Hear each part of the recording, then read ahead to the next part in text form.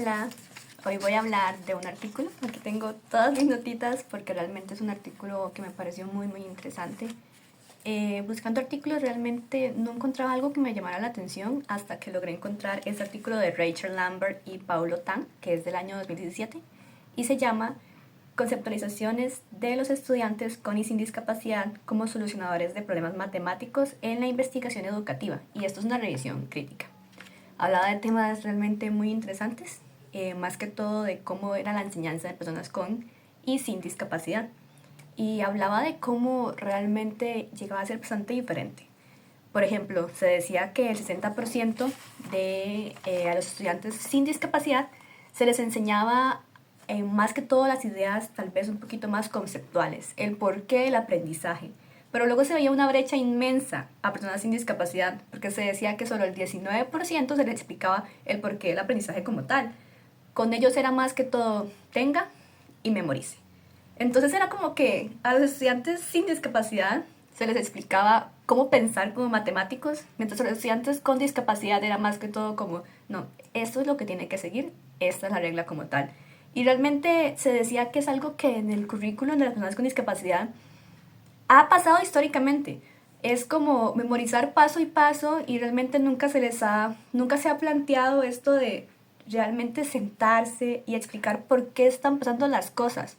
Lo que se busca más es este aprendizaje mecánico que sí, les brinda un resultado, pero realmente no les deja nada significativo como tal. No les permite tal vez ser creativos, no les permite tal vez entender qué está pasando. Entonces llega a crearse como esta brecha.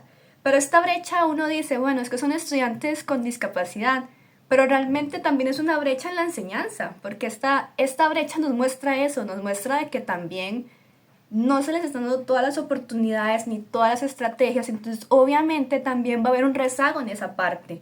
También se hablaba de que los estudiantes sin discapacidad se les permitía crear su propio conocimiento, o sea, era algo que sí se planteaba. Esta metodología también es un poquito más constructivista y también se hablaba de que a veces se tomaba en cuenta también la parte sociocultural, que sabemos que tal vez en un mundo ideal debería ser todo el tiempo, pero no se hace, pero sin embargo, buscando artículos en esta investigación, ellos hablaban de que no encontraron algo que hablara de la parte sociocultural en las matemáticas de estudiantes con discapacidad. Y eso me pareció a mí aterrador, tomando en cuenta de que es algo tan importante, o sea, lo, lo sociocultural realmente nos permite entender todo el contexto como tal. Se hablaba de que en este caso, como era todo esto tan mecánico de respuesta, estímulo, respuesta, era más conductista como tal. Entonces nos quedábamos muy en lo básico. Sí, lo conductista sirve, pero sin embargo, ¿por qué estamos haciendo una diferencia tan grande si sabemos que en estudiantes sin discapacidad esto puede llegar a funcionar? Entonces, ¿por qué no se implementa también? ¿Por qué no se intenta? Algo que se hablaba también es que esto podía llegar a ser porque en este caso la discapacidad era como una condición médica que ya definía y ellos hablaban de que esto no podía ser y obviamente no puede llegar a ser. Se tiene que tomar en cuenta, como ya hablamos, lo cultural, pero también las barreras que vive el estudiante. Y es que el problema es que muchas veces se cree que porque el estudiante tiene esta condición de discapacidad, esta son las barreras que va a vivir. Y se sabe que realmente esto no es así, por lo que el artículo sí hablaba de esto, de que hay que tomar en cuenta ese tipo de cosas. Ya luego, hablando tal vez un poquito más de mi futuro como profesional, ya aquí sentí que entrelazaba mucho con lo que vimos en clases, porque se hablaba de que realmente estos pasos que son un poquito más procedimentales, mecánicos e incluso entonces aburridos, realmente pueden afectar la actitud del estudiante hacia las matemáticas. Y es que si uno no les permite al estudiante ser creativo, darle un aprendizaje que realmente les interese y que llegue a ser significativo para ellos, obviamente la actitud hacia las matemáticas no va a ser la mejor de todas. Además, algo que me dejó mucho este artículo es que yo considero que de lo sociocultural sí se debe saber mucho, porque yo recuerdo que cuando yo llevé mis cursos de LESCO y así, yo tenía un profesor que él me hablaba mucho de otros profesores, de cómo se centraban en la parte sociocultural para explicarle a él otras cosas. Entonces yo sé que eso sí se sabe. Sin embargo, no se escribe sobre eso. Y yo creo que eso es un problema que también que me llevo y que me voy a llevar cuando yo sea una profesional en esta área, que es que cuando yo vea que alguna estrategia funcione, cuando yo veo una pequeña adaptación que sí me funcionó, o un pequeño triunfo, realmente es el mundo entero, digamos, para una persona que está aprendiendo como yo. Que esta pequeña adaptación que tal vez ya miles han utilizado, yo no tengo ni idea de ella. Y ver que sí funciona y ver a alguien hablando de esto, me brinda a mí información que yo también puedo emplear entonces con mis estudiantes. Entonces siento que es algo que me llevo mucho, porque yo sí no puedo creer que no se sepa del tema y yo creo que sí se sabe del tema. Sin embargo, sentarse y escribir sobre eso muchas veces da miedo, da pánico, o incluso simplemente a las personas no les interesa compartir esos conocimientos de una forma escrita, pero yo creo que realmente es algo demasiado importante. Además, cómo lo conecto como tal con la clase, bueno, ya lo he ido conectando, pero mis aportaciones en esta parte serían más en saber que, ok, para la resolución de problemas, tengo que ver cuáles son los saberes previos del estudiante y de ahí plantear, ¿verdad?, un problema que le interese.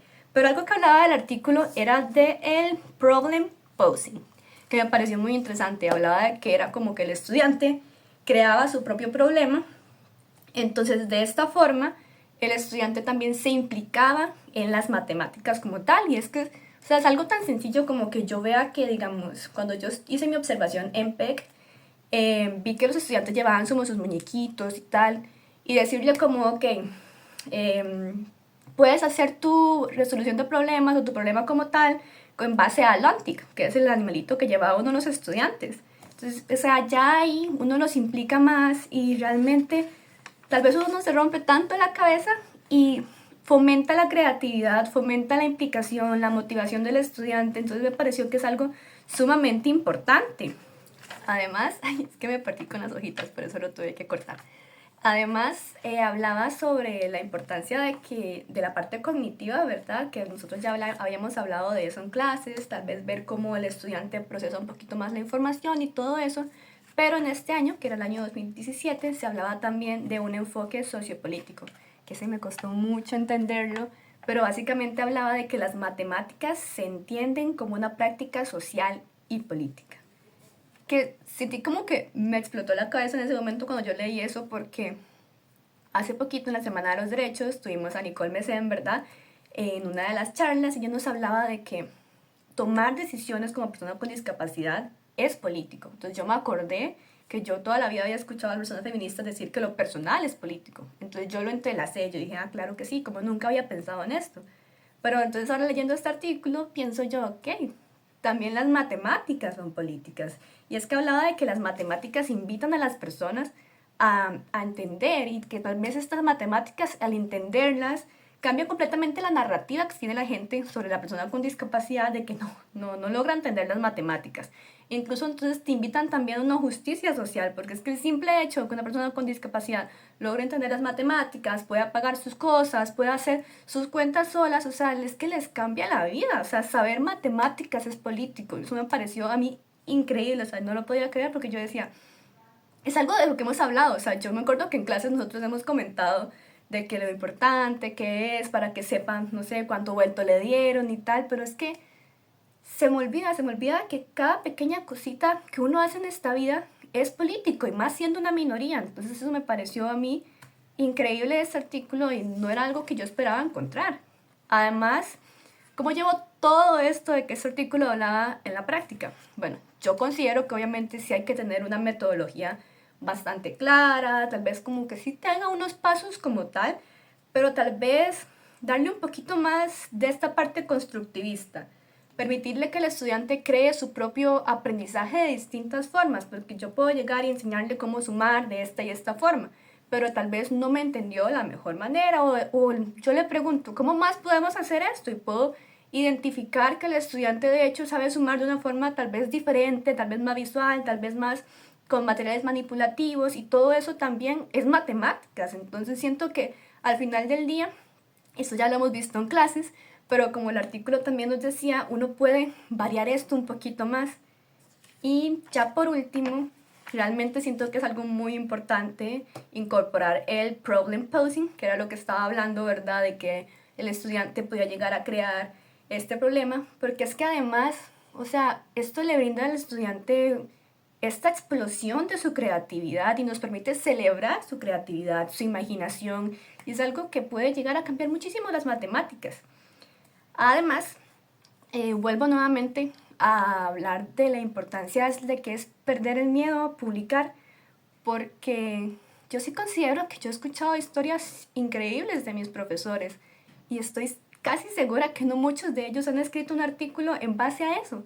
Entonces siento de que deberíamos hacerlo una norma, deberíamos hacerlo algo natural. O sea, al compartir esta información en un artículo en el que personas puedan acceder a ello, porque o sea, uno dice, sí, uno lo puede compartir aquí a vos con otra persona, que realmente dice, llega a muchos lados, pero es que se pueden llegar a muchos más y se puede entonces crear una comunidad más grande que sepa esta información, que al final del día esto ayuda muchísimo a los estudiantes. Entonces tal vez sí siento que es el perderle el miedo a sentarse, a empezar a escribir y si sale mal la primera vez que salga mal, pero ya después uno aprende. Entonces creo que es algo que sí me propongo hacer, que realmente uno puede ayudar mucho con simplemente eso, con compartir los conocimientos. Entonces yo creo que sí, que es algo que a la práctica me podría llevar.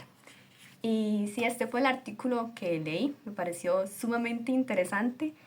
Tuve que apuntar muchísimo, pero espero que lo haya disfrutado.